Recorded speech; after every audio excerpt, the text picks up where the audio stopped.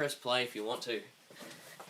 Alright, can you see everything on your side? Yeah, it's up. Alright. I almost fucking hit my ass falling down like that. So they actually got fucking David Buffer. Yeah, dude, he sounds old. I haven't heard him so long. Hang on, it's quiet for some reason. I don't know why. Let me see if I can figure out how to unmute it. Do you have it muted on your end? That's what I'm trying to see. Oh, yeah, you got to turn on your microphone. Alright. Shit. Hold on. Alright, I might have to turn down the phone. This is actually a good fucking rip.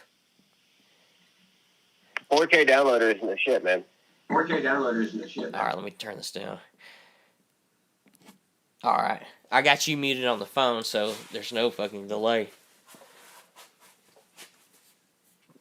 Yeah, dude. I want to hear how old he sounds. Let's see. Can you not hear me still?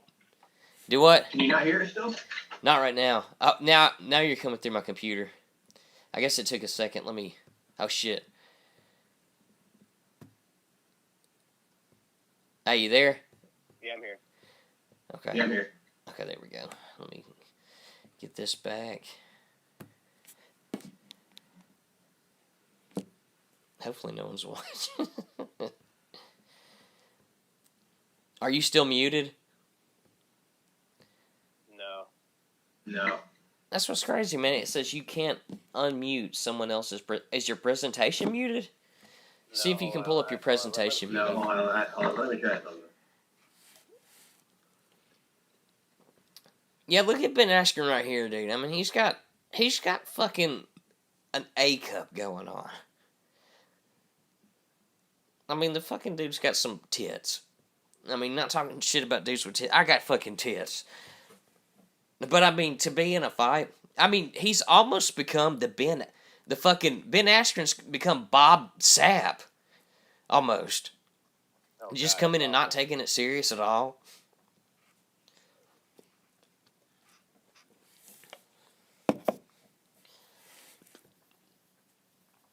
Yeah, he looks like straight up. He kind of looks like a marble statue.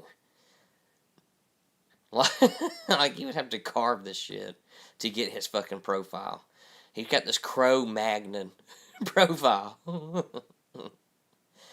Fucking huge ass fucking chin. Strong chin, really. That's the reason this dude can like get knocked out and still be fucking conscious.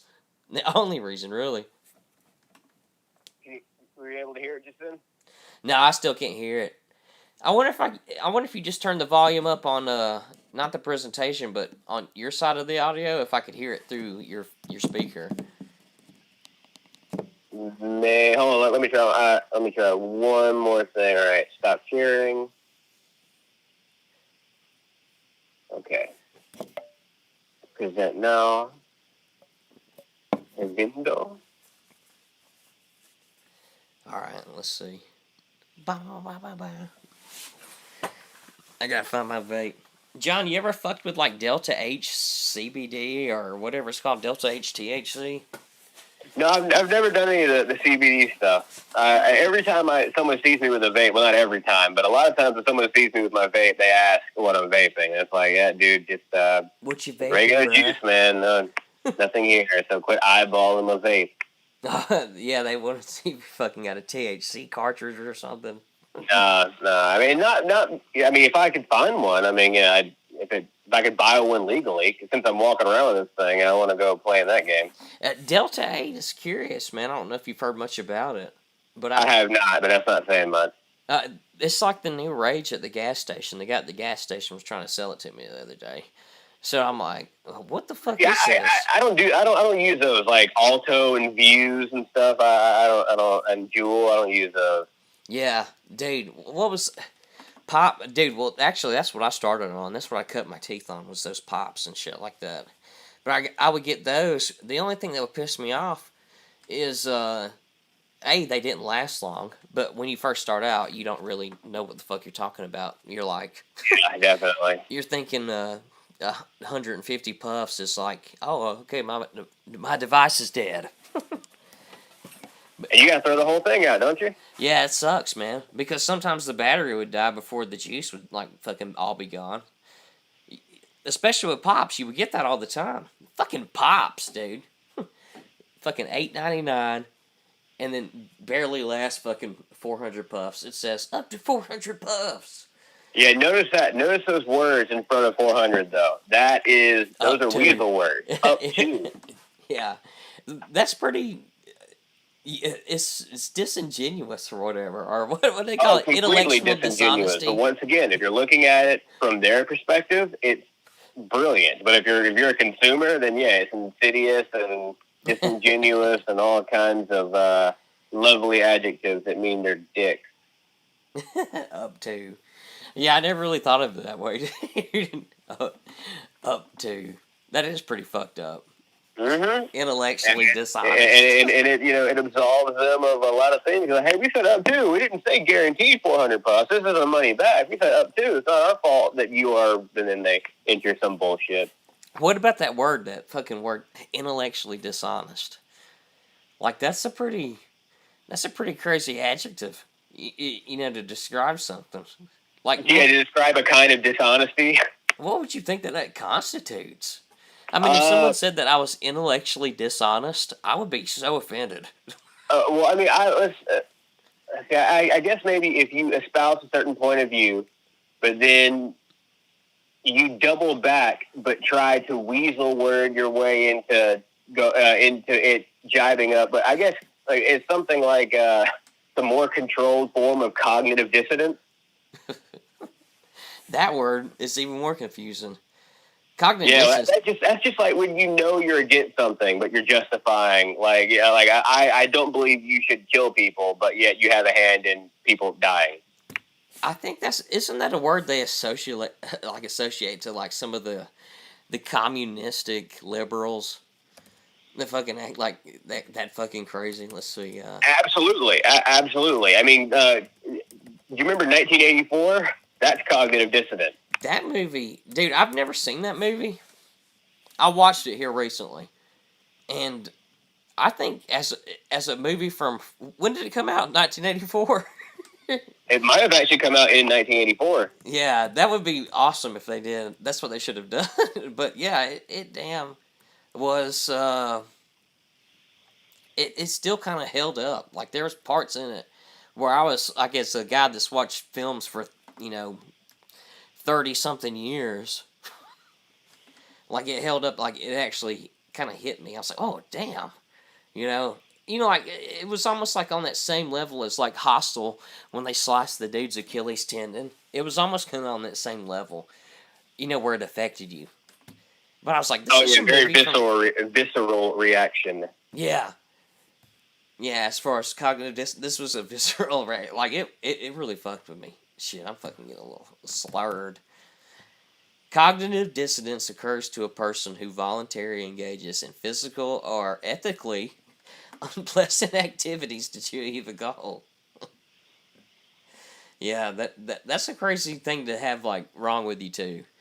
So, you think this like leads into cognitive dissonance leads into intellectually dishonest? It has to. Well, I mean, like, imagine a Venn diagram. There's probably a decent bit of overlap there in the middle, right? I mean, there's probably like it's really, really strange because we all do it to some degree or another. We all engage in intellectual dishonesty and are subject to cognitive dissonance. Like that it's not a bad thing necessarily. It's a part of being human. The thing is just to acknowledge it and try to move forward, not to, immediately freak out and try to smother the thing, right? You can't do that. Like, if it's a naturally occurring mental process, then you need to learn how to cope with it. You need to learn, put it in a harness, right? Make it work for you. Because it's going to happen anyway. Like, and I've noticed that so many things, so many, human behaviors that people freak out about. It's like, look, it's there anyway, all right? You see what happens when you just try to deny it and beat it down. It only gets stronger and more angry or smaller and more clever. You just got to just run with it. Accept it for what it is and build your shit accordingly. Yeah, to face something like most people can't even like you said it earlier too. I mean, like not on the show, but like personally to me, that not a lot of people can come to grips with it. No, they try to fight it. Like one of the things I heard in it was some kind of survival book, or I guess I read it if it was a book. That one of the things that can, when you're in a situation like, let's just say post-apocalypse, you can pick whatever pet apocalypse you like and enter it there, But it is that the people who survive and adapt the quickest and most thoroughly are the ones that now accept this is the way things are. They're the people that understand that you're going to have to do very unpleasant things, and you might have to eat dog food, and like there's all kinds of gnarly things that you might have to do to survive. And then there are other people who are going to resist it. They're going to be like, no, I don't want any part of that. Like, no. Then no matter what, no matter if the person who accepts it is outfitted with nothing more than what they have on their back and a big stick they found, they are more likely to survive than someone who's not willing to adapt but has all the doomsday prepper goodies. Is when you come up against that wall, you have to make the decision. And it's not just a single decision. I shouldn't imply that it is. It's a series of decisions. It's an outlook more than anything else. And being willing to confront very unpleasant things, especially about yourself, is tough to do, man. It's really, really tough to do. There's a reason why not many people can or are even willing to try. Yeah, I think it. Well, I guess takes some amount of humility. Yeah, quite a bit of humility. I mean, because you have to accept, okay, I'm fucking up here. I'm not doing the right thing. The whole thing's just depressing. Well, I mean, kind of. That's the thing with existentialism, right? I've never understood that. It sets things out so starkly, but I find it comforting. I like to know the shape of a thing. What is existentialism? Is it like just some thing where you feel like you don't? The first time I ever heard that word, this is crazy to say, was actually on that Stray Light Run fucking song. You know what I'm talking about? Existentialism on prom night. I think I remember. I think it was called Extensionalism on prom night. Like the It's not a bad name. I think Brand New would like the song title. If there was ever, yeah, if there was ever a fucking song title that was like more emo, name it. I really can't, man. The quiet things that no one ever knows. That's the level we're on. But you gotta think about it. Look at the word existentialism. Yeah. Like, look at exist. The word exist is in there, so it's a pondering of one's existence. Oh God. So we all do it. Why do you think you hear people say I'm having an existential crisis? They're really thinking about themselves. They're really considering how small their part is, and that one day they're going to die.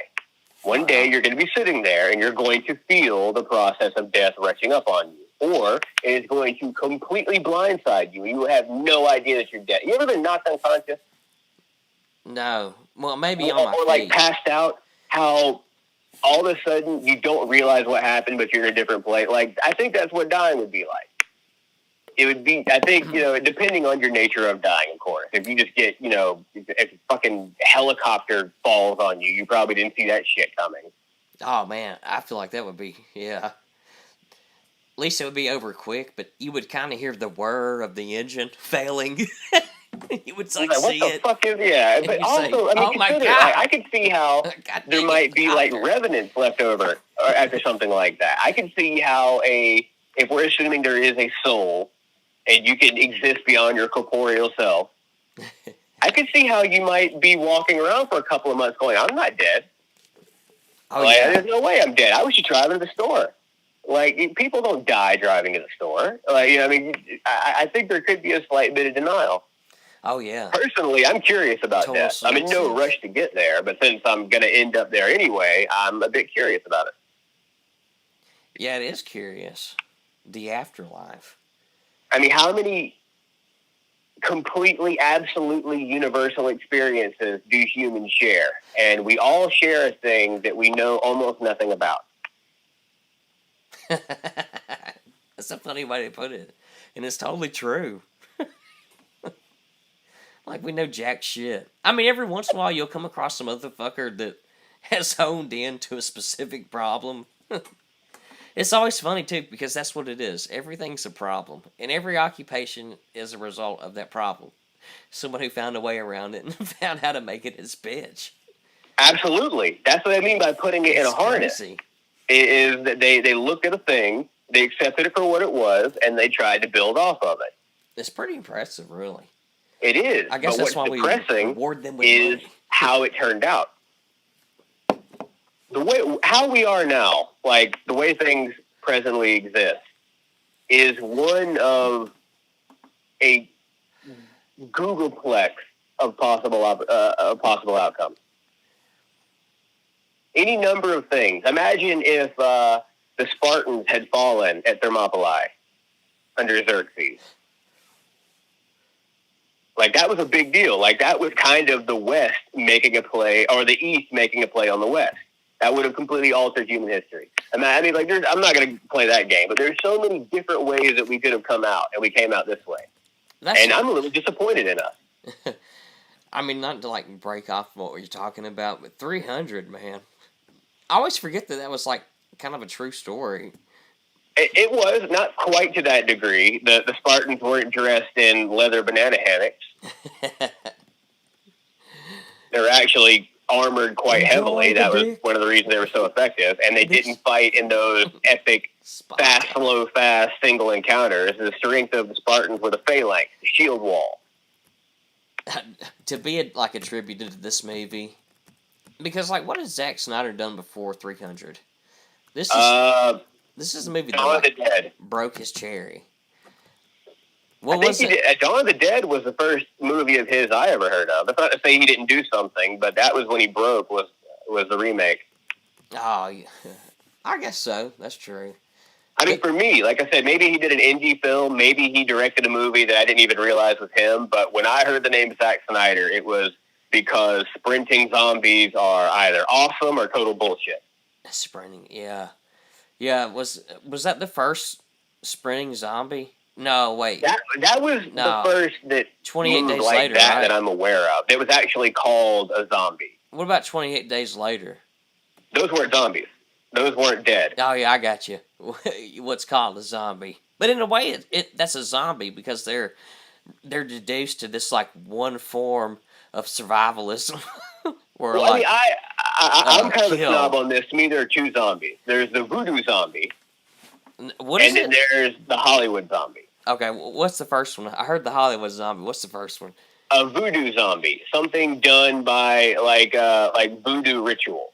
That's real. Like Serpent and the Rainbow is based off a true story. They have a bunch of powders, and I think it attacks the frontal area of a person, which is where that's the high brain. That's where all the things that we think of as kind of more advanced humanity comes from this area up here. And it affects that, and there are stories of, they're still alive. They're not dead. That's a very important thing. A Hollywood zombie is a reanimated, ambulatory cannibal corpse. I've never seen this movie, The Serpent and the Rainbow. Yeah, it's based off a true story. Holy shit! I didn't. Okay, Wes Craven directed it. Right it's now, either Bill Paxton or Bill Pullman. I can never remember which. Yeah, Bill Pullman's in it. It says starring Okay, Bill yeah, Pullman. I can never fucking remember. But it's interesting. Like, that was based off of a zombie powder. And that has, tetrodotoxin. It has a bunch of very strange ingredients that, but those aren't zombies. Those aren't dead, Those are voodoo zombies. All these movies, too. It's crazy. They always cost, alright, this movie cost $7 million to make. The box office was, 19. So it did a little over more. It's just... Movies back in the day didn't make a lot of money at all. Well, but they did, though. But they did, because there weren't they did. $1 billion opening weekends back then. Well, not like this film, but they did make more money than they cost. So I guess because that's also, let's remember what a movie ticket cost. That shit probably cost what, $5, depending on the time period, $5, $10. That was a strong dollar, really. Yeah. I remember that was back when they trusted the money.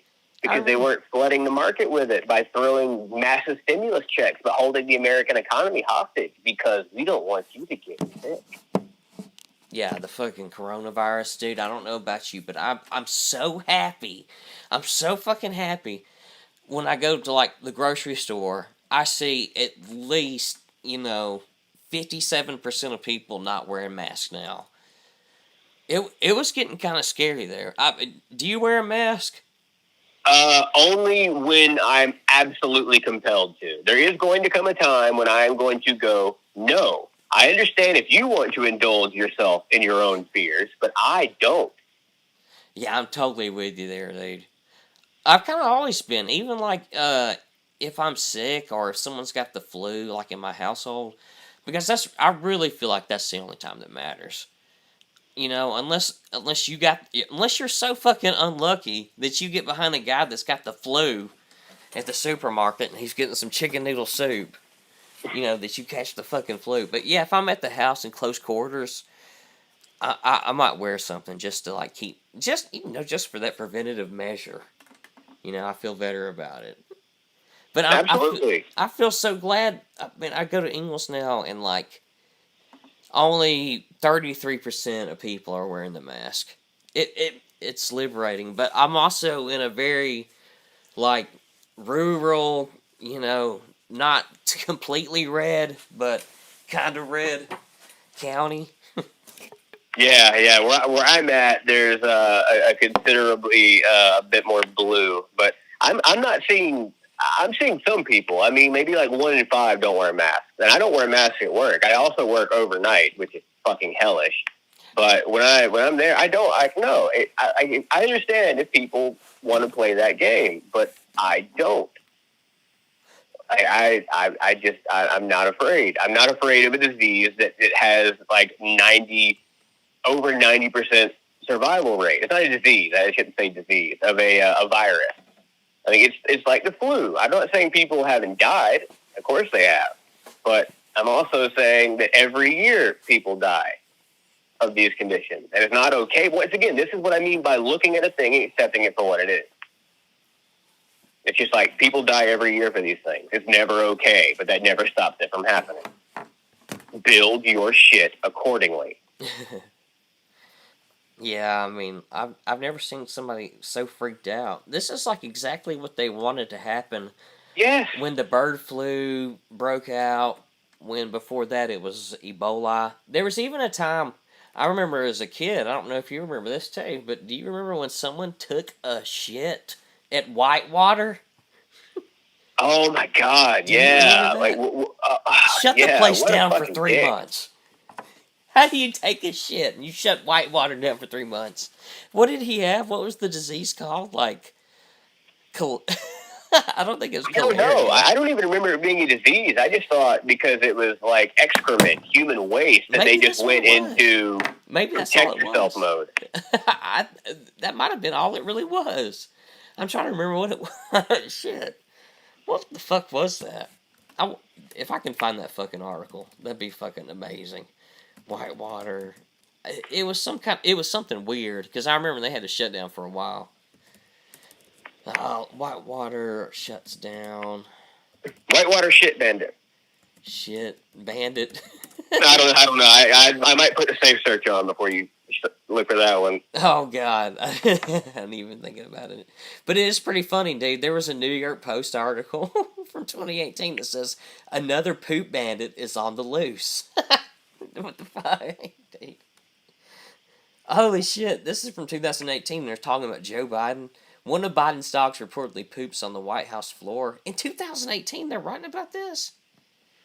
This doesn't make any sense. I gotta see this Remember article. when the press used to be honorable? I know they never were. There's always been yellow journalism. But you remember when journalists, some of them at least, actually felt like they had ethics? Oh God, yeah. You get a glimpse of it because some people, and it's so crazy that people have this where they could upload it to YouTube. But the people that have shit from like the 90s and 80s, there's actually a video from the 80s that's pretty cool. It's like, it almost sounds like a Pearl Jam song. It's like 3 a.m. at the gas station near Disney or something. let's see. Okay, New York Post, another poop bandits unleashed. First, a mad pooper jogger struck in Colorado Springs in November. Then, number 2 struck last month in Orchard Park, New York. Now it's happening a third time. Dude, there's so many puns in this fucking article. A jogger has been defecating in the neighborhood in Little Rock, Arkansas. It was vile. That is crazy. How do we know it was a jogger?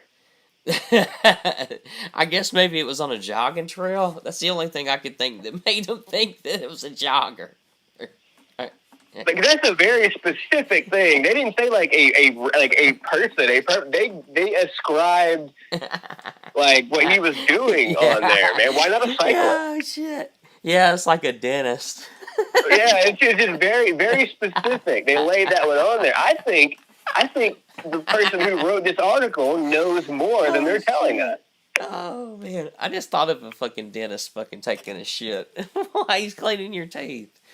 There's a video that's been passing around the internet. I don't know if you've seen it, but it's that video of that dude that, like, he's in the airport walking through the terminals, right? And he goes up an escalator, and then he steps off to his right, and he, like, shakes his leg, and shit falls out of it. Well, you don't know it's shit. You just see this thing fall out of his pants leg. And the next thing you see is this dude, like, on a cell phone that's, like, just leaning over a rail, get up and decide to move, and he slips on it. He steps on it and slips on the dude's shit. Like, and he busts his ass. Like, the dude. What the fuck? What was he eating crazy. that it was able to stay solid as it rolled down his pants leg? It's pretty crazy. And yeah, it almost seems like a fake video, don't it? Because it's so unbelievable sounding. Yeah, but, you know, all the world is a stage, man. Oh, yeah, just that fucking, the goddamn dentist that fucking takes a shit. But yeah, you couldn't catch him.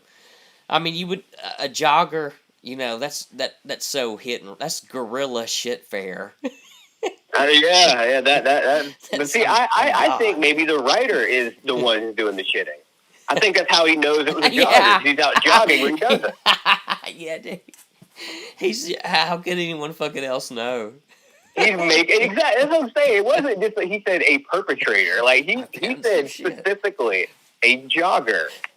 Like that. That's either he's not very good and he's just assuming things, or he has reason to believe that it's a jogger because he's the one doing it. He probably shit in the whitewater too. There's no telling how far this goes, man. I want to find I want to find what shut whitewater down for like 3 months as a kid. It would be so hard to find an article from the 90s. Or maybe it was early 2000s. I can't remember. I was definitely what I would consider a kid, so it could have been from late 90s to early to mid 2000s. Yeah, I want to say it was like GoldenEye era, like on the Nintendo 64. That would have been mid to late 90s then, which actually, because I might have been on Victory Road, so like it's very possible that it was to the mid 90s. Or late 90s, rather. I mean, it was a while ago. Like, I had forgotten about it. I doubt I would have remembered it had you not mentioned it. But since you have, Man. that was... God, what a shitty thing to do. I want to say whitewater controversy is going to be my Google hit. Oh, God. There's no telling what's going to come up. I bet people are fucking there. I bet they've been caught, too. Be it.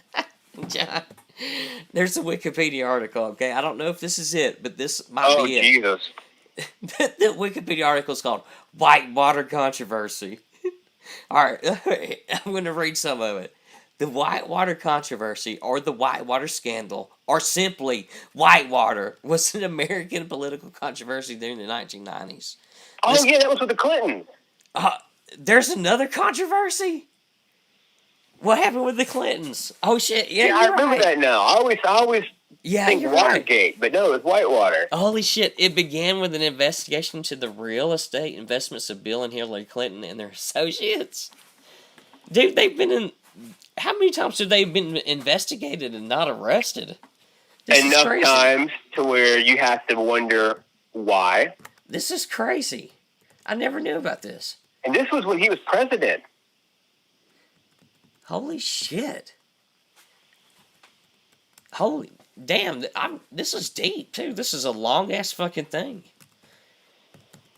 There was some other shit too. Did this have anything? I actually heard this, and I wasn't. I'm too stupid to know for sure if this is the thing.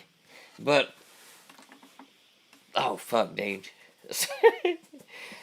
But the whole Oklahoma City thing, I'm trying to figure out a way to frame this. But the Oklahoma City thing, like I heard, there was records in there that the Clintons didn't want being seen. Hang on, bro. I'll be right back. All right. But yeah, I feel like there was stuff they hadn't seen.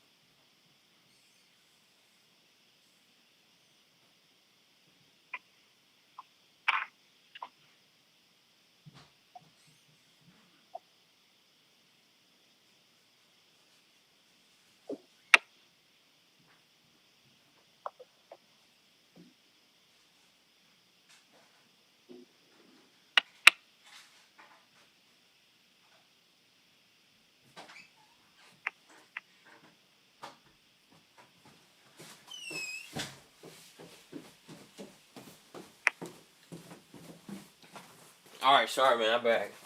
Yeah, go for it. But Yeah, I'm surprised you had never heard of that. I mean, it was definitely when we were kids. But I remember Saturday Night Live Weekend Update making fun of it. what did they say? Who was it? Was it? I can't remember. I just remember. I think it was Norm Macdonald. Or maybe Colin Macker. I can't. There were a couple during the '90s. Back when that show was worth a fuck. Yeah, for real. Like that show just went downhill so fast. It seemed like. Well, because of the people and their politics.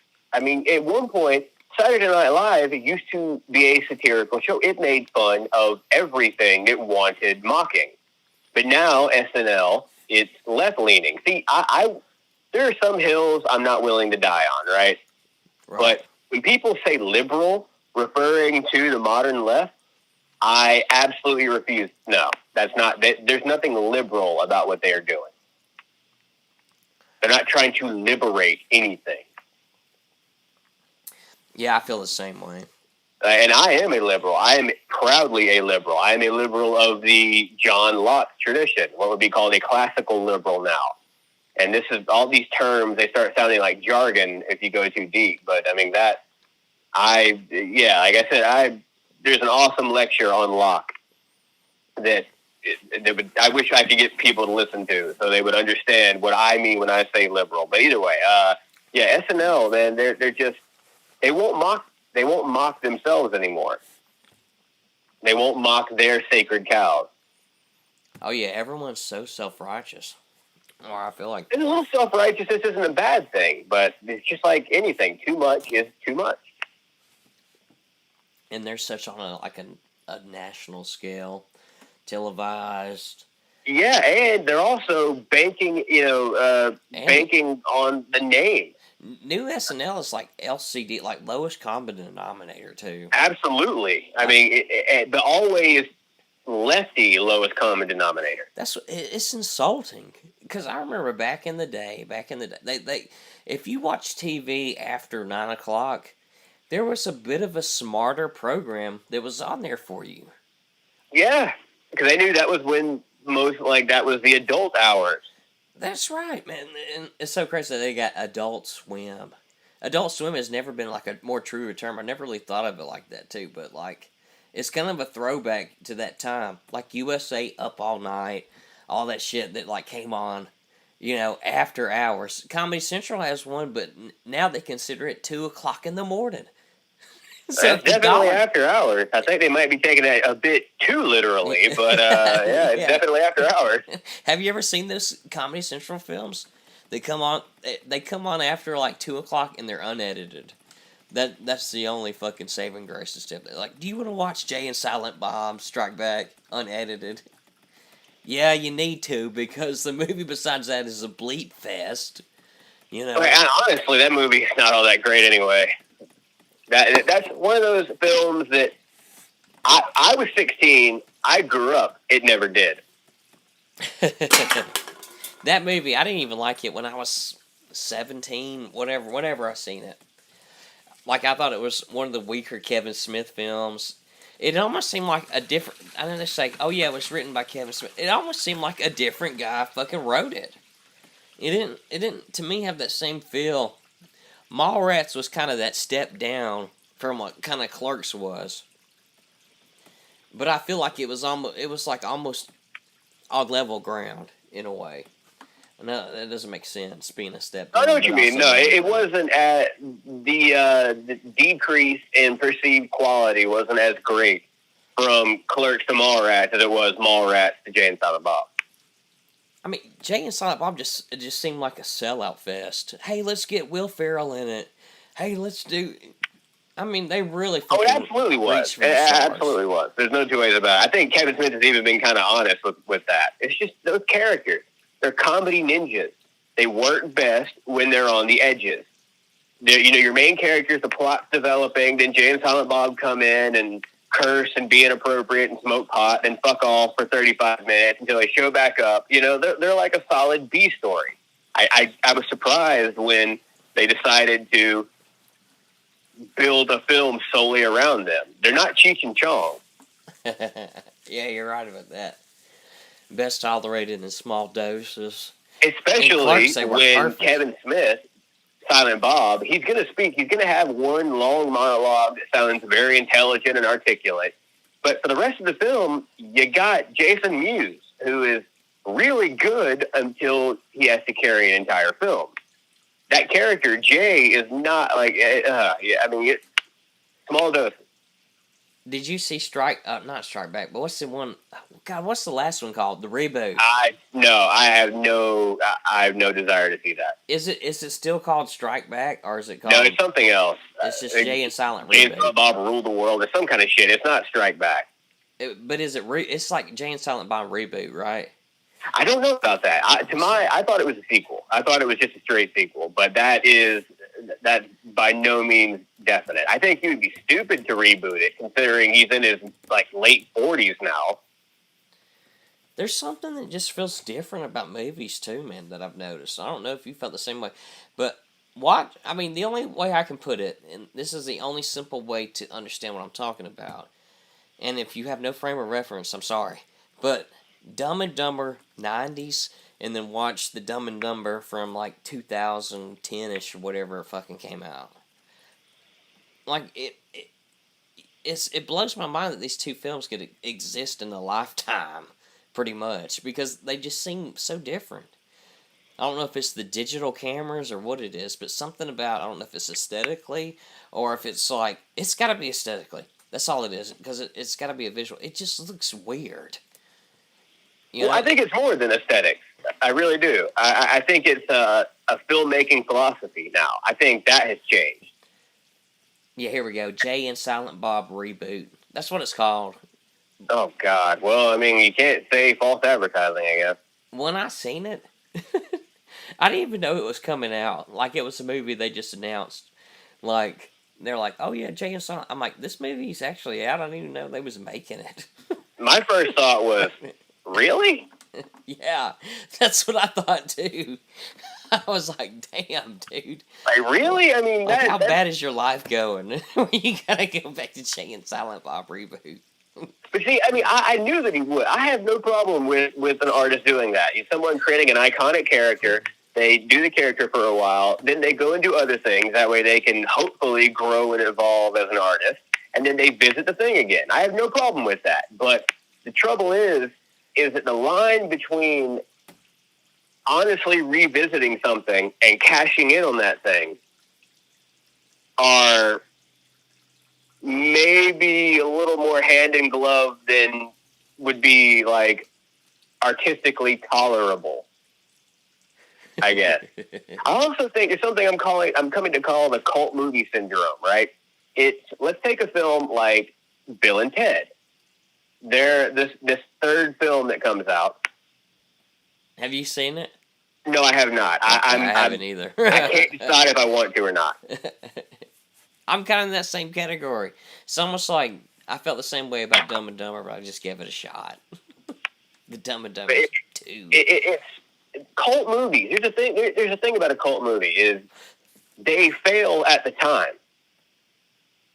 That's when they originally come out. If they were immediately popular, they would have just been popular movies. No one has ever called Jurassic Park a cult film because it's fucking not. However, something like Hocus Pocus or UH51, that Weird Al film, or UH571, I think is what it was, yeah. Or Fight Club. These movies didn't do well at the time. They were only, like, their value was discovered retroactively. Usually, at least back in the 90s, when it hit videotape. That's when a cult film could really be born. But now it's not quite the same thing, because, well, I mean, there are films being released in theaters, plus premium streaming services, and yada, yada, yada. But yeah, it's all distribution, really, then. It really is. That's what I think. I think that films, that there is an aesthetic difference, because like you said, just switching from film stock to digital is going to make a difference. And depending on your level of, it's like how fluent you are, your level of understanding, it might greatly alter your film-going experience. But I think the philosophy of filmmaking has changed. Now things are made that they need to make their money back. And I know that's how it's always been. I mean, filmmaking is a business. I get that. But I feel like the bottom line is no longer on the bottom anymore. I feel like the bottom line is now the header. The whole digital thing really got me. And the only way I can sum it up is like, do you remember like when LEDs came into like fashion and like they were actually affordable and they had like 240 I can't remember what it was called, FPS or something like that, frames per second. When they started showing that on TVs, like movies just looked like shit. I think it's because it was also very early in the technology. They hadn't, because it wasn't natively 240 FPS. They had to like upscale it, and it's doing. I don't know. It's kind of like trying to put bicycle tires on a car. They actually had a I guess it was such a phenomenon that they had a fucking name for it. Nomenclature. They fucking named it the soap opera. They said LED TVs look like the soap opera. Like, I remember it too, because I remember watching Wolverine Origins. There was a scene playing. Oh God, fuck that movie. There was a scene playing of Wolverine Origins at a Best Buy on like a brand new TV, and it had like 240. It wasn't more than 120, like hertz or whatever. But it had that fucking, and it looked so fake. Like, it's like, okay, this camera's too good, or your resolution's too good, the movie looks like shit. Yeah, that is very, it's so strange, because as soon as you said soap opera look, I knew exactly what you were talking about. Like, I mean, I know exactly and that's not a bad way to put it. I don't think I would have called it myself, but that's not a bad way to put it, because there's only so much, because the human eye has an upper limit on the amount of clarity it can really perceive. That kind of goes into that whole uncanny valley thing in a way. Yes, very, very much so. That's exactly what it kind of felt like, really, watching fucking or Wolverine Origins. What's this called? I can't remember what the fucking name is. X-Men Origins Wolverine. X-Men Origins. They need to do another X-Men Origins film just to redeem that series. You know. As long as it's not Wolverine. I did you ever see Logan? No, I haven't No, actually. I'm not saying anything else. Watch Logan. Yeah, I do want to see it though. It's the best Western since either Unforgiven or 3:10 to Yuma. Are you serious? It's not a Western, except that it absolutely is. You know how, like, No Country for Old Men was a Western? Yeah, I kind of understand exactly what you mean when you say it like that. That's crazy. I never really thought of it that way. It's That like is so obvious. the greatest superhero film of all time. No, man, I gotta watch it like tonight. It's. It on. I mean, I hope it's on fucking HBO. Yeah, Max. it's phenomenal. It's a great film. But X-Men Origin, that was my least favorite superhero film until the Justice League came out. I hate the Justice League so much I can taste it. Justice League. Speaking of which, did you see the Snyder Cut? I have no intention. I would rather clean my toenails for 4 hours than watch that fucking film. Man, dude, it's actually not bad. I've heard. I watched a video. Critical Drinker did a video on it. The Snyder Cut wasn't worth the wait. Yeah, I like the Critical Drinker, man. But like, I mean, I don't know, man. Like, I definitely, from what I saw, it looked a lot better. Like, the big showdown, it wasn't graded red for some reason. Like, they're fighting on fucking Mars. But, like, and it cleared up a lot of things. He mentioned that Cyborg actually gets a backstory, but that's fucking stupid. You shouldn't be introducing characters to your giant superhero team in the giant superhero team movie. I should already know who these people are. I should not be meeting Commissioner Gordon in the Justice League film. That's fucking stupid. What if they started that first in the Superman, Wonder Woman, Cyborg. They all get solo films. You put Flash and Aquaman in there, and you develop them the way you did Black Widow and Hawkeye. They don't have to have their own films, but you understand who they are. You get 4 films deep, then you do Justice League. Do you think it all goes down to a thing where it's like there was a corporate guy that said, listen, the goddamn Cyborg movie's not going to make any money. We're not going to fucking waste money on it. We're going to shoot fucking Justice League. Give them an intro story in that. Do you think like someone in like a business meeting said that probably? I don't think they might have said that, but they definitely said, we want Marvel money. Yeah, for them to hire Joss Whedon, that's exactly what they had to be thinking. But what do you think about this shit now? To was all of Marvel Phase 1. Think about it.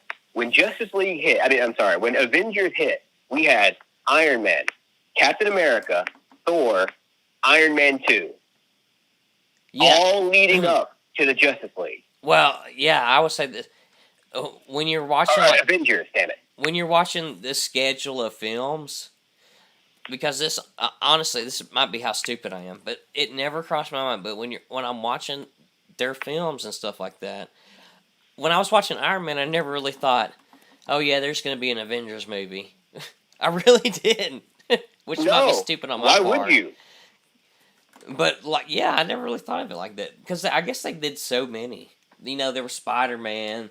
There was even a Ben Affleck Daredevil. That's how long that they've had invested. Self-contained though. Marvel, that was their first attempt to build a shared universe. That's so crazy. But yeah, they've been doing those fucking Marvel movies for a long time. Where I never thought they would do like a team-up movie. And it almost seemed like the most obvious, in step in that evolutionary footprint.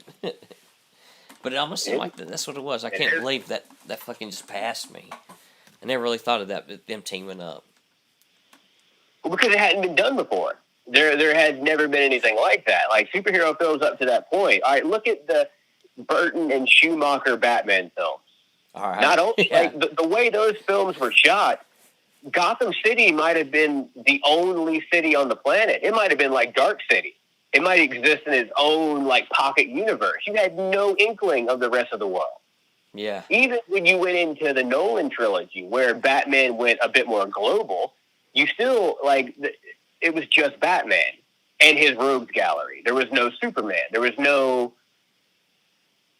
I mean, there was no throwaway, not throwaway line. The way George Clooney, when I think it was Clooney, when O'Donnell was hassling him about getting a car, and he's like, "It's a car. Chicks dig the car," and he goes, "This is why Superman works alone." That was a throwaway line. That wasn't ever written with the intent of Superman actually showing up. Which movie was that? I want to say it was the Clooney Batman, which I think was Batman Forever. The more tongue. Oh, the Clooney Batman was Batman and Robin. Okay, well, whichever one. That was awful. How can a guy as naturally and effortlessly charismatic as George Clooney be the least interesting? Okay, maybe he would have been a shit Batman, but he was born to play Bruce Wayne, except that he was awful. Yeah, you're right. He was kind of born to play Bruce Wayne. Yeah, I mean, if you look at the Playboy side, I mean, yeah, he was absolutely had that. I mean, granted, he's grown into that role a bit more in the preceding, quarter century, but he was, I don't know what those were. And from what I understand, Joel Schumacher was really, really bummed out that he didn't get to make the Batman film he wanted.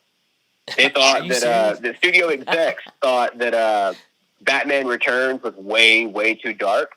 So when they gave Schumacher, he wanted to do Batman Year One. He wanted to do a gritty origin story, but the studio was like, "No, we want to move toys. So make that movie." Damn, I never really thought of that. I always kind of look down on Schumacher's version, but thinking about Schumacher's films are kind of out there. I mean, they're kind of the Lost same. Boys. He understood how to make a dark, atmospheric film. I never thought about. I shit on him too. Wow. Because I didn't really think about the bigger picture. Yeah, I never. There's a Joel Schumacher film I saw here recently. It had Henry Cavill in it, and I want to say Michael Fassbender.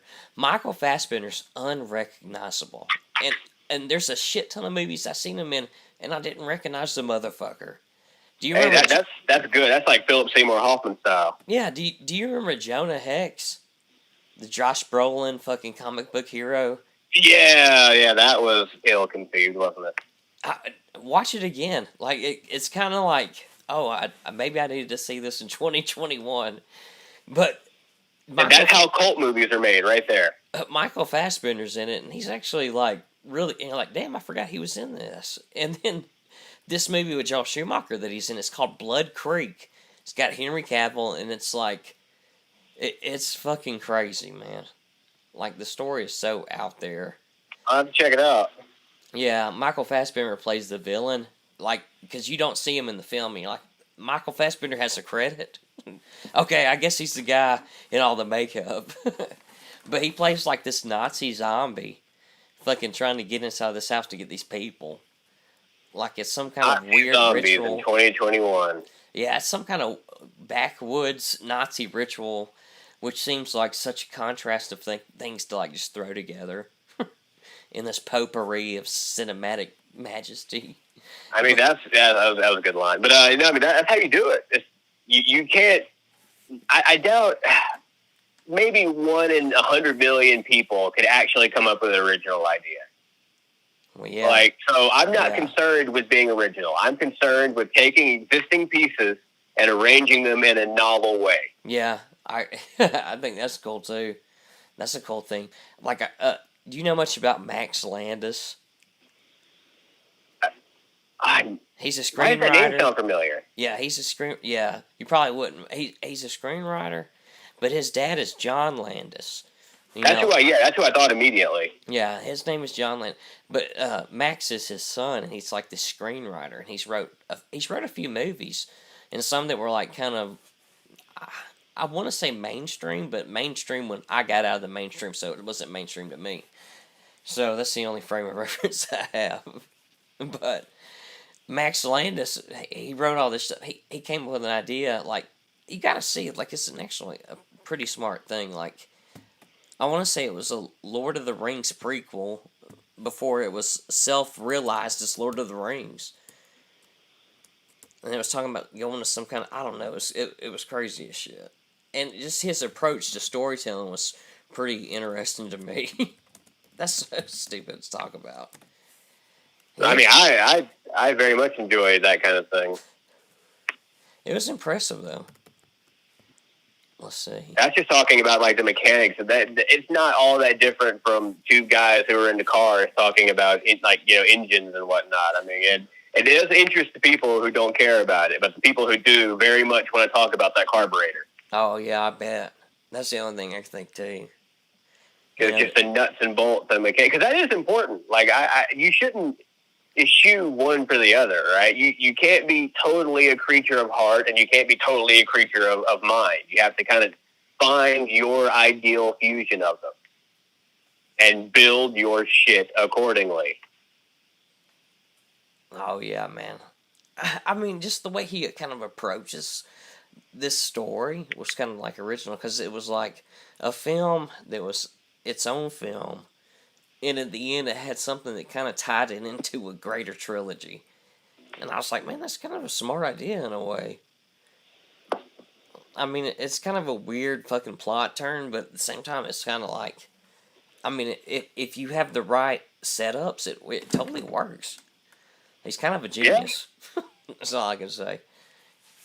I mean, that's kind of how I feel about a lot of modern films. I'm not so much opposed to some of the things they're doing. It's just I feel like they haven't earned it, or they're taking a shortcut, or I mean, there's just. Did you see Bright with Will Smith and Joel Edgerton? It was but from what I heard, that was like everybody was like, "What a great idea! What a bad movie." You should still watch it though. I think. Yeah, it was it was an interesting setup. Although I did think it was kind of funny that like the orcs were black and not crazy. subtle. like I mean, they were basically wearing FUBU. Yeah, you think that was a movie that existed in the '80s that people can bitch about now? To like say, oh yeah, racism exists. Look at Bright. It was not, because I understand what they're doing. I mean, you can do these things and be subtle, like the original X-Men, when Stan Lee and I think Jack Kirby conceived of the X-Men, it was an allegory for race relations. And if you look at the two main characters, take a look at Charles Xavier and Magneto. That's Martin Luther King and Malcolm X. Wow, dude! Are you serious? Who put that together? That's Stan Lee. Think about it. Really? Stan Lee was thinking about that shit? Stan Lee was no joke. Like, I know he kind of became a bit of a meme, towards the end, but there's a reason why he's like nerd god. Wow, dude. I never really knew that. That's fucking crazy. Exactly. That is good storytelling. That is good allegory. These things are able to exist, but now that you look back on it, it makes perfect sense. You have one person who's doing all they can to peacefully coexist. Even though they're being shit on, they're going to prevail in the face of tribulation. And then you have another one who goes, fuck that. I'm not going to sit here. I'm not going to eat it. I'm not going to just wait patiently for them to play nice. I'm going to take it if they won't give it willingly. In this case, Magneto. Wow. Shit. So, I mean, like, it was a more peaceful versus more militant. Like, and it was fucking genius. And it wasn't in your face because they didn't make them, like, a pseudo Nation of Islam. Do you think it's crazy, too? I never really thought of it in this way. But Xavier being from, I guess, the States, and Magneto being, like, a Holocaust survivor.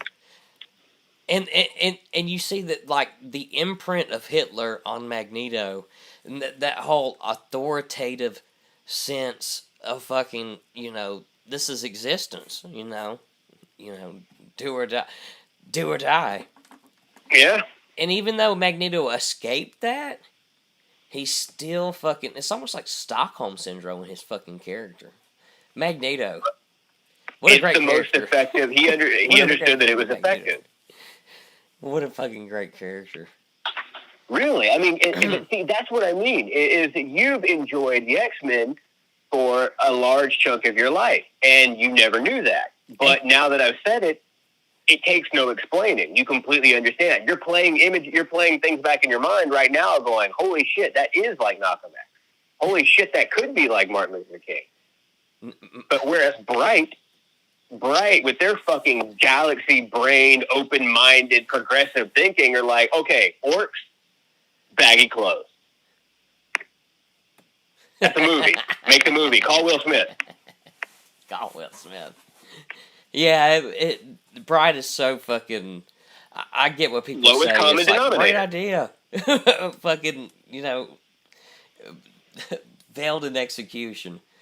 Yeah, there's some cringe ass scenes in fucking Bright, but Max Landis wrote that. That's where I was really getting right that. So that idea was Max Landis on paper.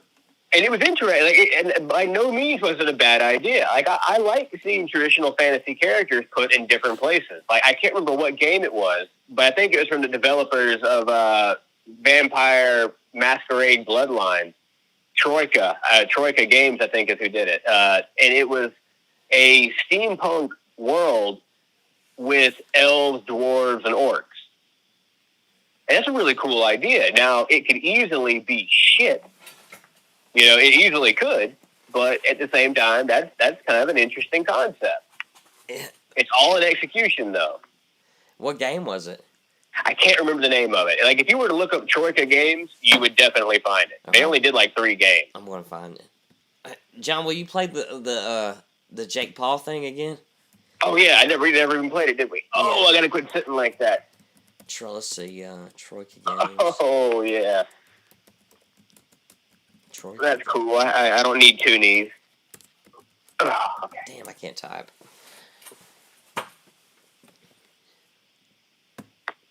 Vampire the Masquerade was a pretty kick-ass game, really. It was way ahead of its time. And you could argue that they're just now catching up. And you could further argue that they're nowhere near catching up. Now, you said this game was Arcanum, is that it? Yeah. I never even heard of it. Once again, it was a cult game. It was huge to the people who knew about it, but everybody else, it didn't sell well. There's a reason why that developer, they only made 3 games. They were all brilliant games, but none of them sold. Published by Sierra. Sierra had some fucking... Oh, shit, never mind. My bad. It wasn't Troika then. My bad. No, I mean, it was Troika, but it was published by Sierra. Oh, yeah, developer and published. That's right. Sierra, they published, like, fucking the first Half-Life, I think, too. The game's story takes place within a fantasy setting currently undergoing a transformation from its own industrial revolution in which magic competes with other technological gadgets and focus on the efforts of a Zeppelin crash survivor to find out who attacked the vessel, ultimately discovering a plot by an ancient power to return to the world and cause chaos. The game conducted from an isometric point of view. Isometric, what are they talking about? Like top down? Do you remember Fallout, the original Fallout? Yeah. Or Diablo? Actually, Fallout was Cavalier Oblique because it was based off Hexagon. Doesn't matter. But no, it's like Diablo, that kind of view. Yeah, I remember, like top down, like you. No, like up and looking down. You know how like real time strategy games look, or Diablo? Yeah. Yeah. Like that. Like you got the fucking cloud view. Kinda like it's like you're always 80 yards to their left and about 90 feet up, looking down. Like it's kind of like a sideways look down angle. That's kind of like the first Witcher 2. Those games are popular. Let's see. Yeah, that's kind of like the first Legacy of Kain. Yes. Yes. That was actually... I'm surprised they've never tried to bring that game back. Like a Legacy of Kain would be pretty fucking fire, dude. It could be. Yeah, Vampire's totally on in right now. Just another attempt at rehashing a game. Like that. Once again, all in the execution.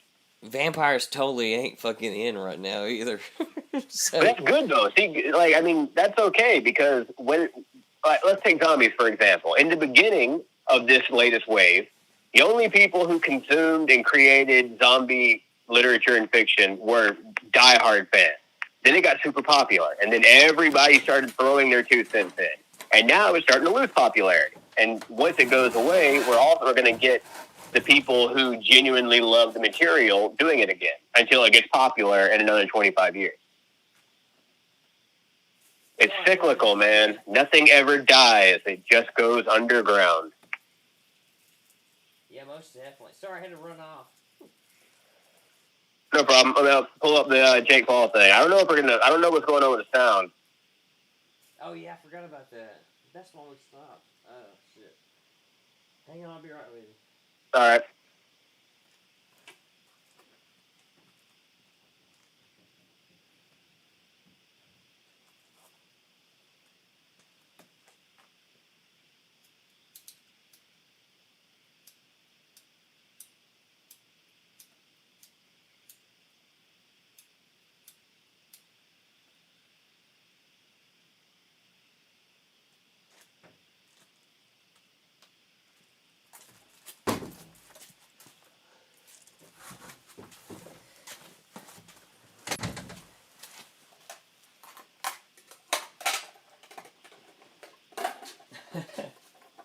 Even still trying to come at it with a plan, we still end up like just rambling.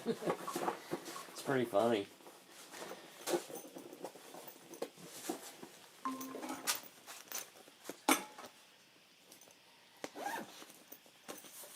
Okay, I think we might be having something here.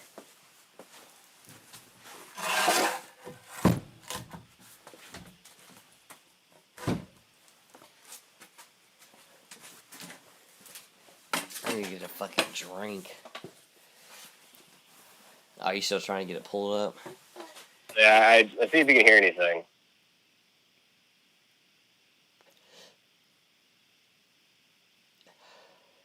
This Delta 8 though, it's not too bad. It kind of reminds me of like weed, but without being weed. Like there's no inebriation to it, but you get some of the other effects. Yeah, CBD. That has like a lot of. They think that's being used for like pain and nausea and all kind of things. It has many more medicinal qualities than just taking a rip off a bong. That's a cool fucking amazing property to have really for a plant. Absolutely, and it's even more insane that people are like, yeah, if you partake of that plant, we're going to put you in a cage where you can get raped. But yeah, I like the Delta 8s. I can grow that. Yeah, the Delta 8s are pretty awesome in a way. I mean, they're like, you get the mood boost from it, but you don't get like stoned. It's crazy. All right, can you see on your screen? Yeah, I see Bluetooth and other devices. What? Are you past that point? You're like 20 seconds ahead. All right, I might be catching up then. Hold on. Maybe that's all it is. Hopefully. Bluetooth and other devices. I'm Morgan Freeman. Well, How is your Bluetooth set today? oh, what the hell? All right, hold on one more time.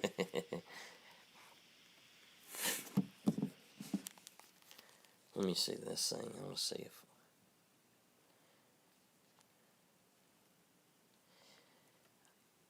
All right, how about now? Lil Nas X. Yeah, it says you're presenting. Let's see what's. Yeah, there's his fucking chin. Look at it.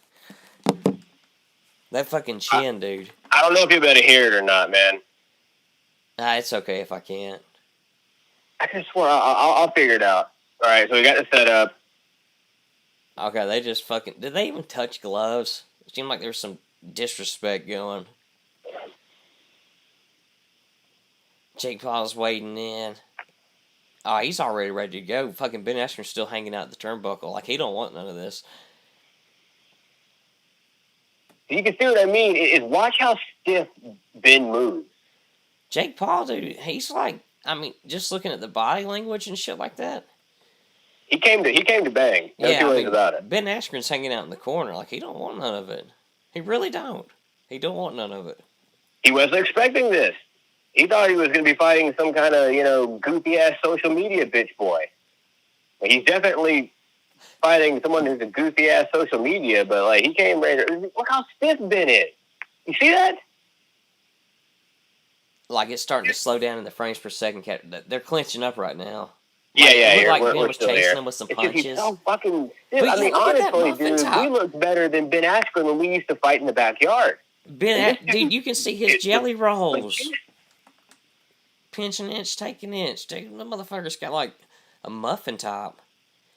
Jake Paul just come with something over the top that just fucking stumbled him back. If He I was does Ben that a lot. Askren, That's what I mean. Is he's not quite just a tough man brawler, but he's not a boxer yet. He throws. He likes that overhand. He likes that overhand a lot. And someone who's more familiar with pure striking would make him pay for that. yeah, he's totally open on his right side. Jake Paul. You know what I mean? Like, look how he's just fucking swinging. I mean, he's hitting hard, no two ways about it. But dude. an actual boxer would start tagging that chin for him every time he did it. He wants to fight Conor McGregor. Dude, Ooh, he would. oh, wait for it. Clip. Damn, I missed it. It's like every 7 frames, I think I'm popping in with something. All right, I ran it back. Where are you at now? Let's see. I can probably pull it up on my end too. Oh yeah, here we go. I want to see him fall. Did he drop him twice? No, only one. Okay. I ran it back so you can see it. Okay. Wow, that's crazy if he fucking did in that first round. He did. Fight didn't even make it 2 minutes. Right here. Ben Askren's hands look so shitty though. I will say that. I mean, he don't even keep his hands up. He's fucking inviting a fucking overhand right. I mean, that might have been why fucking Jake Paul was loading it up. He did, because he's already coming back. Guys, Ben's ready to fight. I don't understand why the ref stopped it. Oh, COVID. But look, he was ready to go. I can't fucking believe that, man. Like, I mean, technical COVID. Ben Askren is a professional fighter. This isn't anything new to him. Maybe if it was like that YouTuber or that basketball guy, okay, maybe you want to protect him. But Ben Askren is a fighter. I don't understand why he stopped it after one time. I mean, it was barely over 2 minutes. This freeze frame I'm on, Jake Paul looks like he's humping the turnbuckle. Ben Askren. Yeah, and Ben Askren looks like he's asking the ref, why is Jake Paul humping that turnbuckle? Yeah. Hey, what's going on back there? 56 seconds left of the round. That's crazy, man. Yeah, I mean, like that's absolutely insane to me, man.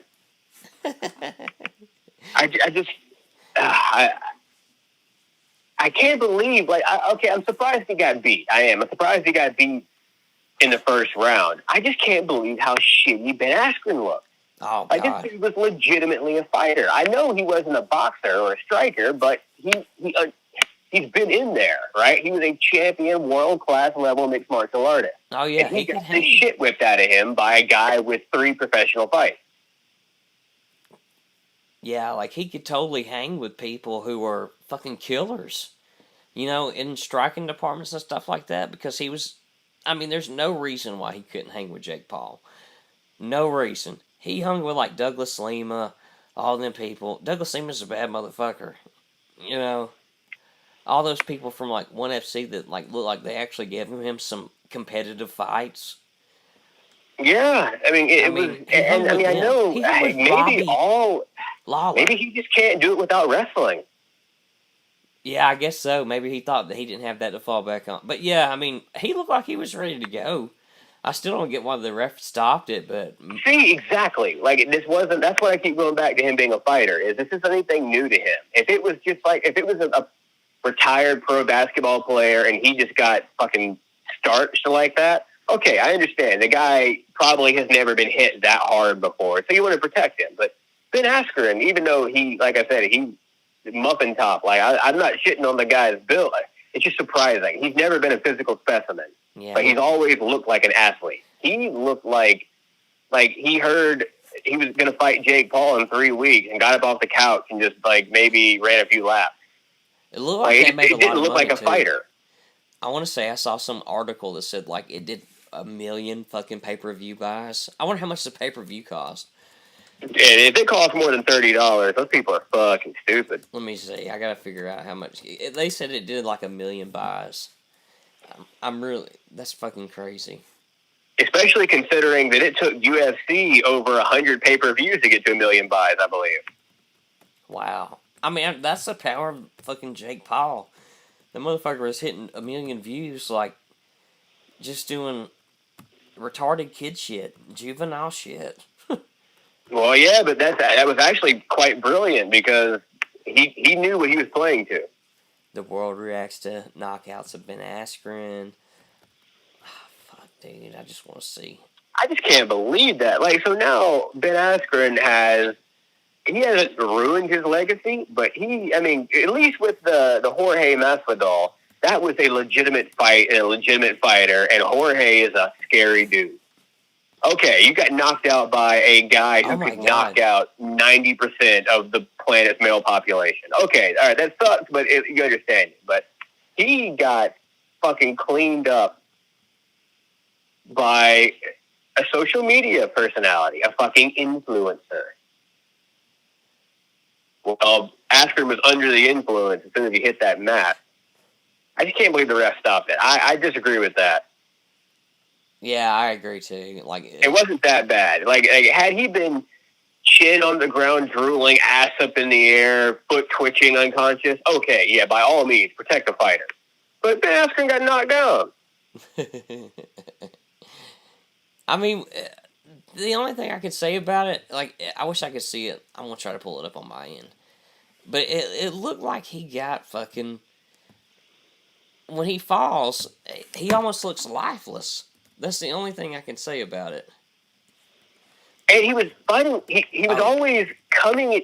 I can't stand it. This is how you can always tell someone who isn't really disciplined when it comes to striking. Is because their hands, they're always trying to meet you so far out to keep you away from their person. But you can't do that. You have to be coiled. I mean, like, I'm by no means a boxer, but I mean, I've thrown enough punches in my life to know that if you want to generate power, your hand can't start out here, right? It's got to be so you can just shoot forward with the body. But he's out here. He's like punching with his arm. It just doesn't make sense. It just doesn't make sense. Yeah, I'm about to pull it. I'm going to see Jake Paul ends Ben Askren with a knockout. All right, well, if it's still up there, it's going to be nearly 14 minutes long, 13:57, and the fight seriously doesn't start till like the 3 or 4 minute mark. Oh man, it's taking forever to load. This one's only 56 seconds, so I'm hoping it's just the knockout. Jake Paul sparred with former world champion Jean Pascal. He just threw that overhand right. Okay. Yeah, the quality. That overhand right. I'm telling you, if he goes up against someone who's better acquainted with striking, that kind of tough man cowboy bullshit is going to get him wrapped. Yeah. What do you think the fucking perfect counter is to that? I'm thinking like a tight uppercut. Like, like one where you're fucking answering the phone with your left hand and your right hand's just fucking launching an uppercut. Yeah, I thought you go answering the phone. I could see that. Yeah, that's a good way to put it. Generate the power. I think. Well, it just seemed like Ben Askren was either charging in with his hand way out here or backing up. I think someone. You remember Clay Guida? Yeah. A dude who's willing to do that. Now, obviously, you don't want to serve your chin up, but that huge overhand right would be much less effective if I could count the blood vessels in your eyes. Damn it. Sorry, John. I can't get the thing to stop talking. You can tell, you can tell Jake Paul, right now his strength is his willingness to fight. Yeah. And that can't be, you can't gainsay that. You can't gainsay that. That's a very, very important thing. No matter, that's the desire to and willingness to fight is probably just as important as training or a good chin. You know what I mean? You have to be willing. Some people who are ripped aren't willing to feel their nose break. You know what I mean? We're not willing to swallow, a cup or two of blood from their lips getting mashed back. You have to be willing to, get in there and do that. And it just didn't seem like Ben Askren wanted to fight. I don't understand. That's what I keep coming back to. If this guy wasn't like Nate Robinson, former basketball player, right? Yeah. He was an athlete, but not a fighter. Okay, fine. That helps though. Being an athlete, at least understanding how to move your body definitely helps. But Ben Askren was, as you said, a combat veteran. At one point, among the best in his weight class in the world. And he got schooled by a fucking social media personality with 3 fights. Actually, at this point, 2 fights. Both of them were done by knockout, but they were also not fighters. How long did the Nate Robinson fight last? Holy shit. You realize it's possible Nate Robinson went longer than fucking Ben Askren? I'm actually curious now. I'm actually super fucking... Alright, let me see. Maybe Seriously, at the risk of sounding like melodramatic, Ben Askren is really like this hurt his legacy. Now, whenever people talk about Ben Askren, they have to talk about the time that Jake Paul knocked him the fuck out in a boxing match. Oh shit! All right, Jake Robinson. All right, let's see what it is. Full fight. It was probably pretty early in.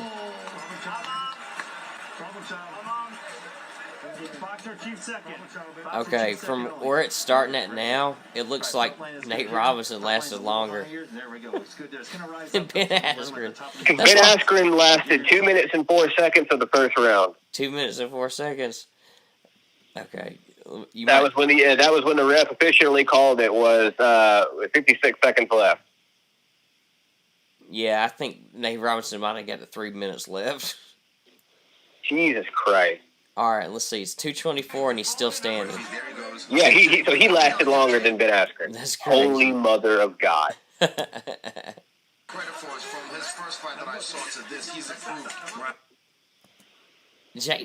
couldn't do any better, but once again, I'm not a world-class mixed martial. Apparently, neither is Ben Askren. Yeah, Ben Askren. It really makes you it really makes you think like how true is that UFC has the best competition that you could probably face. Well, I mean, it's going to be the world. Every once in a while. Maybe, but only by virtue of being able to pay more. Sometimes people I don't know, man. It's crazy. It was interesting to see Benson Henderson go over to Bellator. I will say that because a guy who dominated the UFC, but then when he went to Bellator was getting crushed by their top guys, really. Yeah, the UFC at one point probably had the best on the planet, but Dana White being Dana White, I really don't like that guy. Who, Dana White? Yeah, I genuinely don't like that guy. Damn. Yeah, he has no respect for the art form that he is making a shit ton of money off of. You don't think so? No, I don't. I don't think he has any respect for martial arts. You think he just exploits it pretty much? Let me rephrase. Let me be a little more specific. I don't think he truly respects martial arts anymore. Maybe it started out that way, but think about how much money he's made. Oh, he's made so much that he can fucking gamble millions at a casino every night. Whenever they have a fight, I think he's gambling at a casino all the time. He bets on fights. He's like a total gambling addict. I can see how. Him buying the UFC was a gamble. He kind of, if I remember right, it was more the Fertitas, right? You might actually be right on that. I think they were the money men. He has he took a gamble taking what was described by John McCain as human cockfighting, and he turned it into the dominant premier combat sport on the planet. Think about once MMA hit big, you didn't see as much kickboxing. You still saw boxing, but only because, it was huge. Boxing is huge in America. Probably all over the world, but I live in America. I can only speak for America, having lived here. But, once MMA hit, it just wiped out all other combat sports as far as, the public consciousness goes. Oh, yeah. That's all you... because it really did. It combined fucking everything. If you liked wrestling, you could get into MMA. It was what Bruce Lee, when he spoke of Jeet Kune Do, take only what you can use and discard the rest. Mixed martial arts is, probably one of the better examples of that. Oh, yeah, it's totally that next fucking... It's pretty much rebranded. Yeah, it's its other... it's its own discipline now. Like it used to be that like it was a styles clash. Like okay, you would take a kickboxer versus a boxer, street fighter versus a yada yada, all those. Yep. But then like people like Frank Shamrock and Boss Rutan started cross training a lot.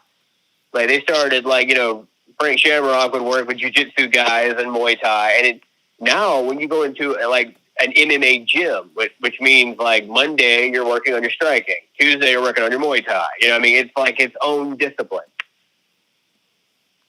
It's Yeah, I like pretty that. I interesting. like that style thing. I like the different shit. It's cool.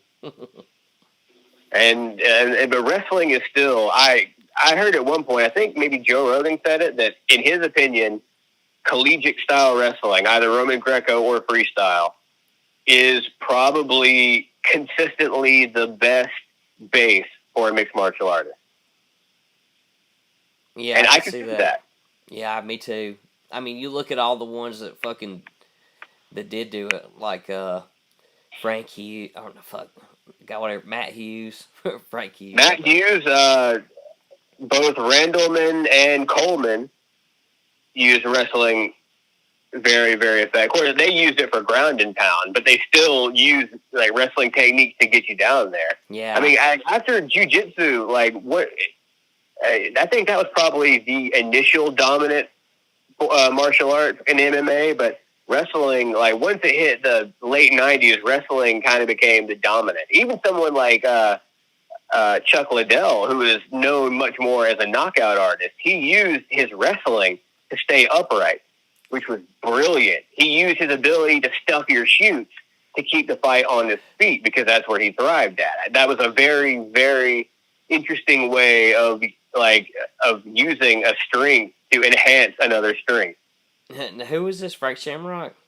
No, Chuck Liddell. Chuck Liddell. He was. I don't know if he ever was all state, all American, anything like that. But he was quite proficient in wrestling, and that was how he stayed upright because you'd shoot for the leg, and he would sprawl. Then he would get back up on the feet. That way, he could knock you unconscious with that weird fighting style he had.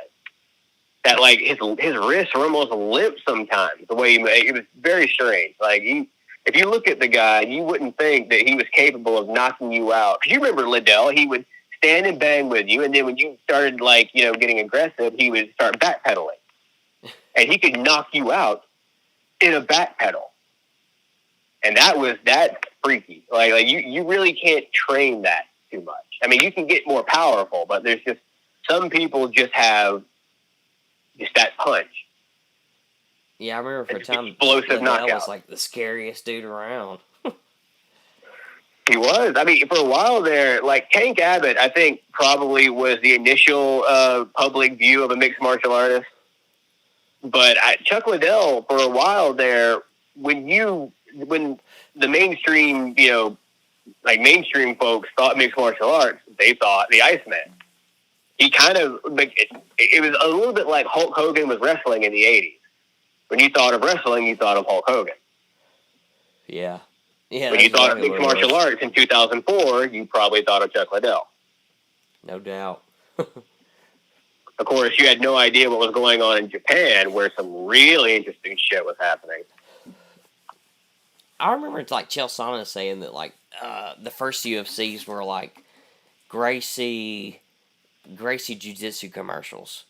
They were. That's how it started. A Playboy article. The Gracies in their dojo would accept all comers. You come in and you challenge. They actually have some footage on YouTube.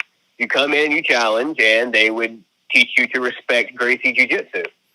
And that was what it was. A promoter was, I can't remember the name of the patriarch of the Gracies, but it was basically like, hey, let's have a tournament so you can show how dominant Jiu-Jitsu is. And it was. He won. I mean, he won against sumo wrestlers and giant kickboxers and Tank Abbott. And, I don't remember if Tank was in UFC 1 or not. I think Cam Shamrock was, I know for sure, because that was the first one. And I know Art Jimerson, that boxer who wore the one glove on his right hand. I want to see the Gracie. I mean, it was a very, very interesting thing. It was like a brilliant idea. I mean, of course, Valley Tudo was something similar to mixed martial arts. The ultimate Royce Gracie final fight. Every mixed art. Remember, R's or H's in Portuguese. Royce Gracie. Royce. In the art of Brazilian Jiu. I wish it would. Royce Gracie is the undefeated ultimate fighting champ. Remember when like Sakuraba came out on the scene? A title which the Gracie Killer? Hell yeah. Yeah. He was the antithesis to this. Only 176 pounds. And he was a freak of nature too, Sakuraba. Competitor in the tournament.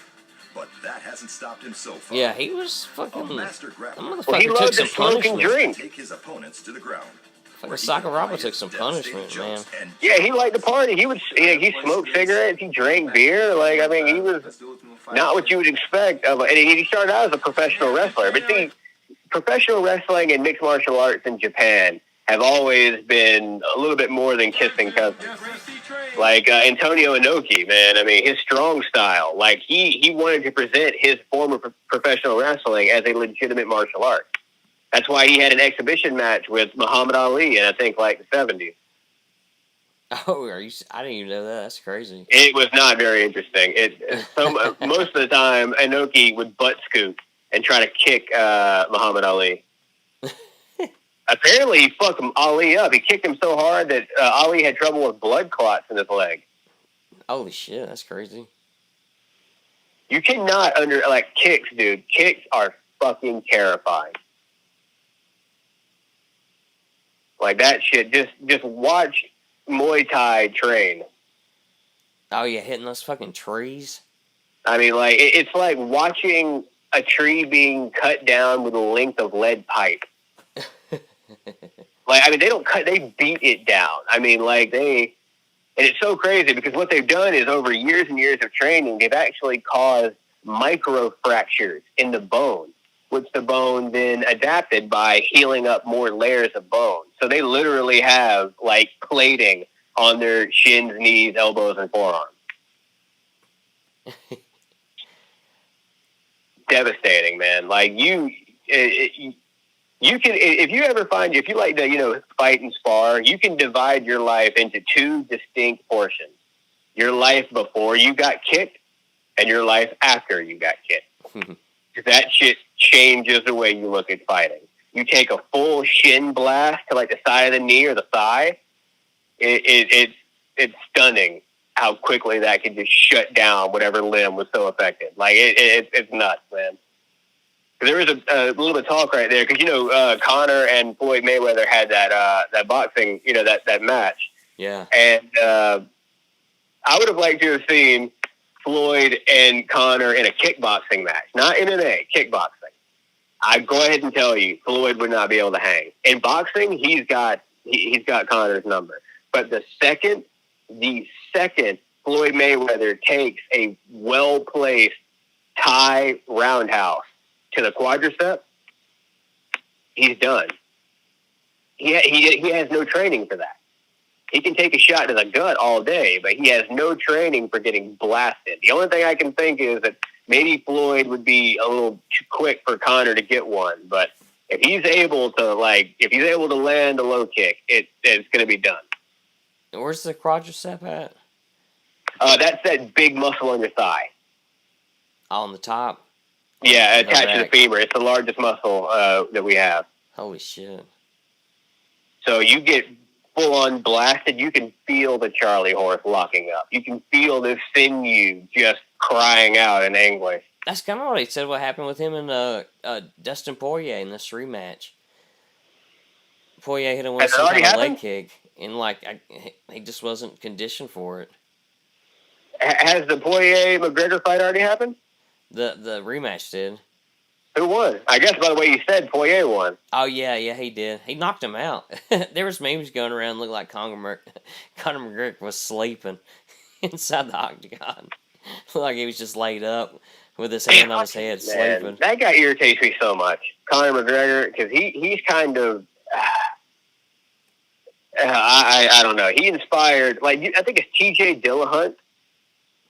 That kind of arrogant, brash, little douchebag bullshit. I mean, it just Dillashaw?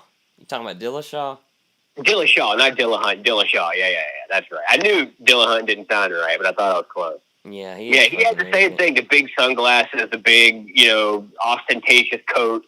Like, I mean, it was just, they were playing that thing, and I just, like, I understand that there's a bit of pageantry involved with fighting, and a little friendly shit talk, that helps, right? Like, that can be entertaining, get people interested, but Conor McGregor, let's not forget, this guy, like, has his own whiskey line, which has made him, scores of millions of dollars. He can use that. He can, like, Dana will co-promote with him when he won't with anybody. I mean, Dana wouldn't co-promote with whatever group Fedor was with because UFC doesn't co-promote. And my favorite part is, not only, and he also, when he was a coach on The Ultimate Fighter, he, like, started trying to fight one of the students on the opposing team. So let's not forget that time that he threw the dolly at the bus. Yeah. And that window breaking caused two other fighters on that bus who had nothing to do with him and Nurmagomedov. Wait, is that right, Nurmagomedov? Yeah, that's right. Yeah. Khabib Nurmagomedov. Yeah, he ended up, like, Khabib wasn't hurt, but those other two guys were cut, and they couldn't fight that weekend.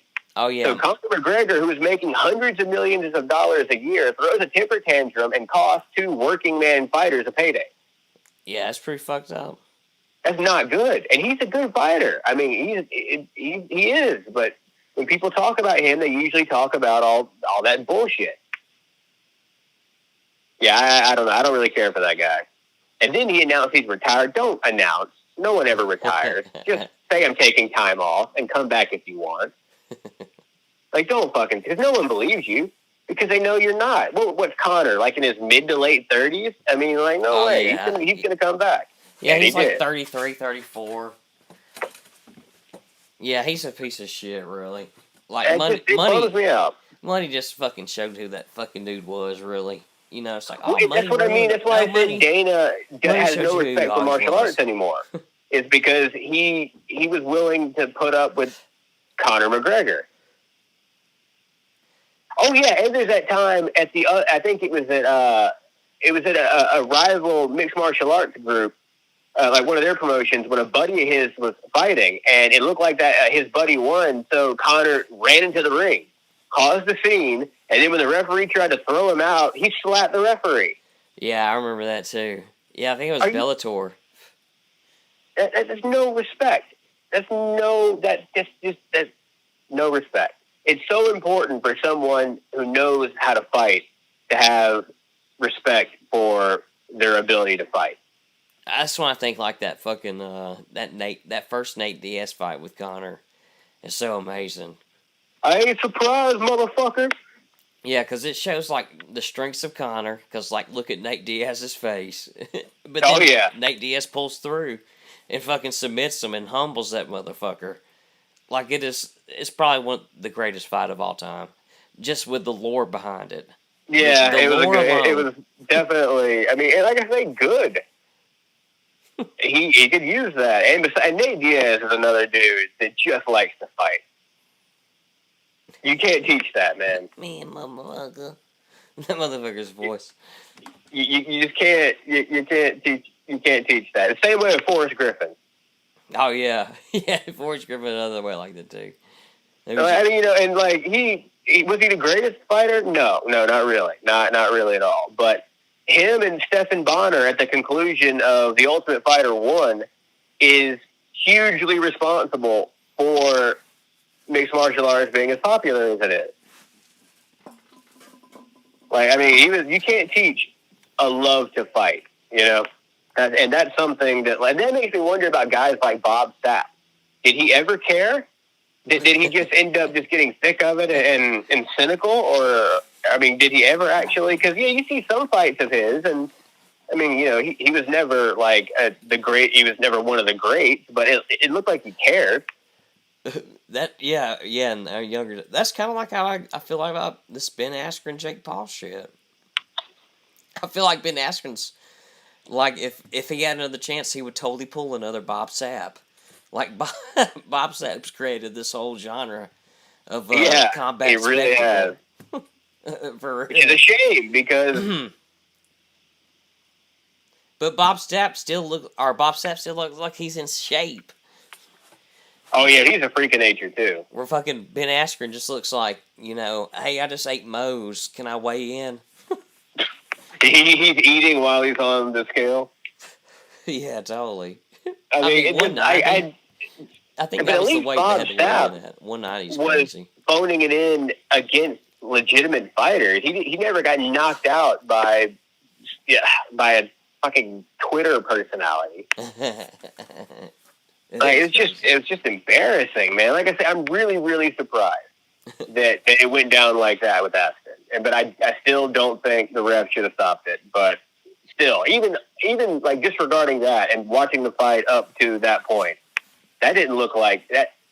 Dude, when Josh and I used to bare knuckle box, we looked better than Ben Askren did then. Yeah, Ben Askren looked like shit, dude. I'm not even talking about physically. I'm talking about the way he carried himself and the way he fought. I'm not even talking about physically. I'm more defined than he is then right now. But the way he was, it looked like if you didn't know any better, you would think that he was some tough man from the you know how those bars have tough man competitions. Yeah, that's what he reminded me of. Some guy who fancied himself a badass. Maybe he's had a couple of bar fights where he came out looking good. But ultimately he doesn't know what he's doing, and that's what formerly 17-0 multiple world champion Ben Askren looked like.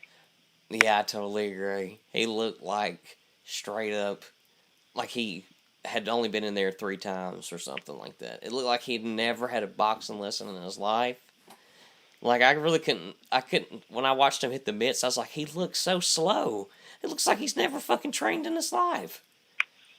It looked like someone just told him how to throw a jab. Yeah. It was like he learned that shit off a videotape or something. Yeah, it was.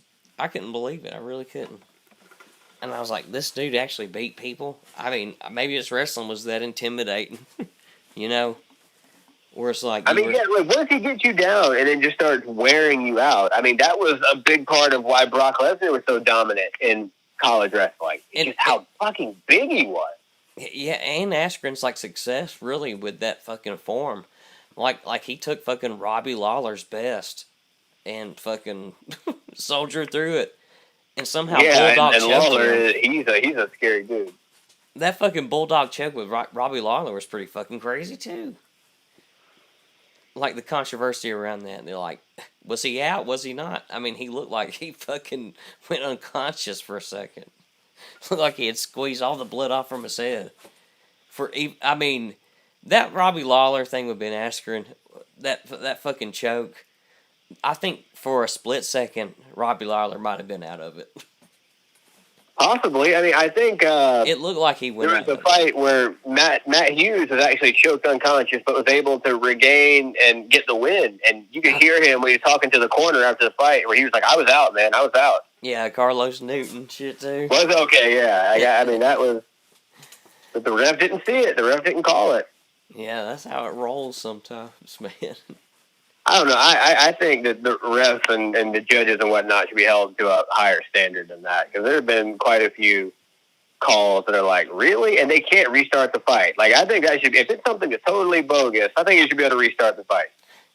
Yeah, I don't blame you there. I can't think of an example. I had one, but now I can't think of it. Well, what I can think of is Adelaide Byrd, who was this MMA judge. He was also formerly a boxing judge, and she had huge boxing controversy, scoring totals, and she'd always favor the black fighter for some reason. Adelaide Byrd would. That was her fucking if she was a video game character and you had to choose someone who had strength, they're like, we'll always vote for the black fighter. It would be the Adelaide Byrd card. It seems to me that if you're being tasked to call a fight, kickboxing, boxing, Muay Thai, wrestling, anything, you should have experience with that. Maybe not a pro fighter, but you should at least, when you're watching them on the ground, you need to know what it's called when you need to know what side mount is. You need to know what full mount. You need to know what pulling guard is. You need to know what kind of pass guard. You need to know these things. You need to be literate in the thing you're judging. Oh yeah, totally. That's what I couldn't believe she went from like boxing to MMA. Like she would totally know. She could barely score a boxing match. Yeah, and boxing is far less. It's far less to boxing than, I mean, because like when you're judging MMA, you should understand like basic jujitsu. You should understand like a wider range of styles. But Yeah, or at least to know what's dominant. To judge it's adequate for scoring. You would yeah, think. and you also there's a case where like you just can't judge who's on top because say we're fighting, I have you in my guard, so it would look like you're in a dominant position, but yet I'm peppering you with punches from below. Oh So yeah, even though it looks like you're in a dominant position, I'm blooding you up. yeah, and you're on guard. Fucking Exactly. So you need to understand that even though you're on top, I'm doing more damage. Therefore, I should be. You know what I mean? Like oh there's yeah, you're things that controlling, you need to understand. or dominating that position. Exactly. I mean, exactly. That is a big factor. And so, Like you may be disadvantageous, but you're making it fucking work. absolutely. In which Advantageous case, to you you. are winning the fight. I mean, like even if you appear to be like even full mount. If you have me fully mounted, but yet you can't do anything, and I'm still popping you, like I mean, I think that should be taken into account. Oh shit! Hell yeah, John, I'm gonna have to call this 1 o'clock, dude. Fuck. Yeah, no, this is me. Like this is my afternoon with my schedule. Oh, I forgot. What are you doing? You're up at Kroger still? Yeah. I'm at Kroger. They're training me up to be like a backup shift manager thing, and that's a pain in the ass. Oh, well, that's pretty good though, right? Well, it's cool. Like I hate it. I hate it. I absolutely do not want to do it. It sucks, but I'm going to do it anyway because I've done things that I wanted to do, and it didn't get me where I wanted to be. So I'm going to try something else. But yeah, it's a pain in the ass because the manager who's trying to train me has no idea how to teach. Like, so that's kind of a pain in the ass. I'm having to teach him how to teach me. Wow, that sucks. Yeah, he's good at his job. Like, I mean, he's not shitty at his job. It's just he doesn't really understand how to communicate effectively. Like, seriously, if I had a nickel for every then I would, by the end of the night, I'd have probably like $25. It's really, really tough to learn from someone who can't explain what they're doing. Is he younger than you? If so, not by much. Wow. So it's pretty much like a guy that like you don't even know how he got that job, and I think he got it because he's good at the putting things up part. It's just he's not very good at people. But I do agree because one of the things about being a manager that people seem to always look over is it's not just about managing people; it's about managing yourself. You have to be able to manage what you're doing and all of that. Otherwise, you're not going to be good at the job. But yeah, I mean, it's not terrible. I work overnight. That sucks. I fucking hate working overnight. I wish I could get you on where I was at. Yeah, I know. I was kind of bummed. I'm trying to get my license sorted out. I need to go get I can't remember what it's called. I need to go to a judge and ask him to do a thing. That way I can get my license back. Yeah, I think you would love it, really. I think it'd be like right up your alley. I mean, at this point, just having a normal work schedule, like first or second shift, would be thrilling. It's just that job. I get paid $1